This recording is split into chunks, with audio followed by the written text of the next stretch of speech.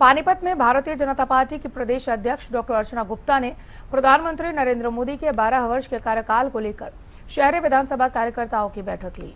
उन्होंने प्रधानमंत्री के 12 वर्षों के कार्यकाल को स्वर्णिम काल बताते हुए कहा कि केंद्र सरकार की जन कल्याणकारी योजनाओं का लाभ अंतिम व्यक्ति तक पहुंचाने का काम भाजपा कार्यकर्ताओं ने किया है। अर्चना गुप्ता ने कहा कि प्रदेश की सभी 90 विधानसभा सीटों पर इस तरह की कार्यशालाएं आयोजित की जाएंगी। साथ ही जन कल्याणकारी शिविरों का आयोजन कर लोगों को सरकारी योजनाओं का लाभ पहुंचाया जाएगा।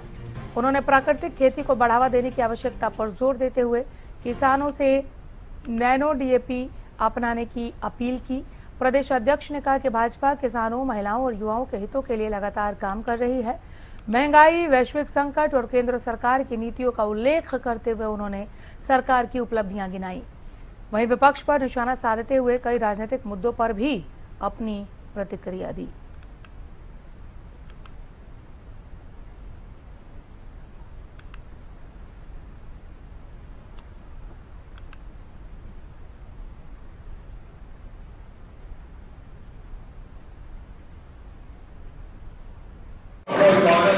देखो, लिंग अनुपात की जहाँ तक मैं समझती हूँ बात, हरियाणा काफ़ी अच्छा काम कर रहा है।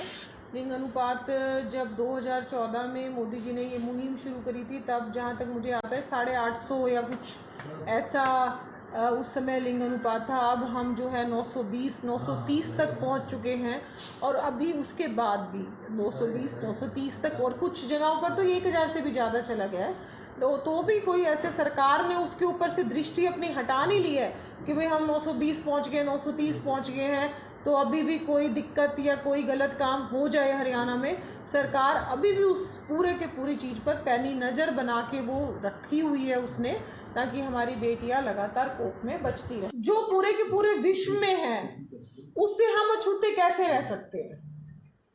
हम सबको कोविड आया, हमारे लिए इतनी बड़ी वैश्विक महामारी पूरे देश, पूरे विश्व के लिए थी, लेकिन उस समय भी आप अगर देखो, जब कोविड शुरू हुआ हमारे पास पीपीपी किट्स नहीं थी, हमारे पास मास्क नहीं थे, हमारे पास दवाइयाँ नहीं थी, हमारे पास वेंटिलेटर नहीं थे। अगर आप हमारे मुकाबले में यूरोप और अमेरिका देखो तो हेल्थ के सेक्टर में वो हमसे कितने ज़्यादा एडवांस थे। लेकिन इसके विपरीत अगर आप लाशों के ढेर देखो तो चाइना में ज़्यादा लगे, अमेरिका में ज़्यादा लगे, यूरोप में ज़्यादा लगे।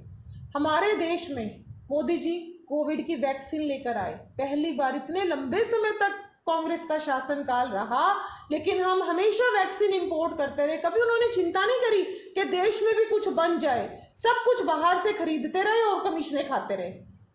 पहली बार मोदी जी ने 9 महीने के रिकॉर्ड टाइम में कोविड की वैक्सीन बनी। राहुल गांधी की बात हम क्या करें, जब चुनाव होते हैं तो विदेश में घूमने चले जाते हैं, अपनी पार्टी में अंदर की टूट फूट को, अपने लड़ाई झगड़े को कंट्रोल कर नहीं पाते। 1-2 प्रदेशों में गलती से उनके मुख्यमंत्री बनते हैं, उन प्रदेशों में भी इतने लंबे समय तक उनकी पार्टी निर्णय कर नहीं पाती कि एक्स मुख्यमंत्री बनेगा या वाई मुख्यमंत्री बनेगा। एक कर्नाटक का आप कितने दिनों से देख ही रहे हो जी, आज ये मुख्यमंत्री बनेगा, आज ये मुख्यमंत्री बनेगा। वो परिवार में भी, चलो मान लो परिवारवाद है, उस परिवार में भी 3 मुखिया हैं। कोई सोनिया जी के क्लोज है, कोई राहुल जी के क्लोज है, कोई प्रियंका जी के क्लोज है। आज वो मुख्यमंत्री बनता है, कल वो बनेगा, परसों वो बनेगा। तो चर्चा, अब तो वो लीडर ऑफ अपोजिशन ने 2 सीटों पे लड़ा, 2 में लाखों वोटों से जीते। अब तो लाखों वोटों से जीते हैं, ठीक है, लाखों वोटों से जीते हैं, बहुत अच्छी बात है। एक परिवार में 3 लोग हैं, तीनों ही सांसद हैं, तो इतना ज़्यादा परिवारवाद, इतनी ज़्यादा आपस की फूट, तो हम उनकी क्या चर्चा करें। और जहाँ भी जाते हैं, इतना पुराना हमारा परिवार है, जहाँ भी जाते हैं भारत को बेच के आते हैं। अरे भाई, हमको बेच लो भारतीय जनता पार्टी वालों को, आप हमारी खिलाफत करो, लेकिन आप क्या कर रहे हो? आप देश की खिलाफत कर रहे हो। कभी भी आप देखिए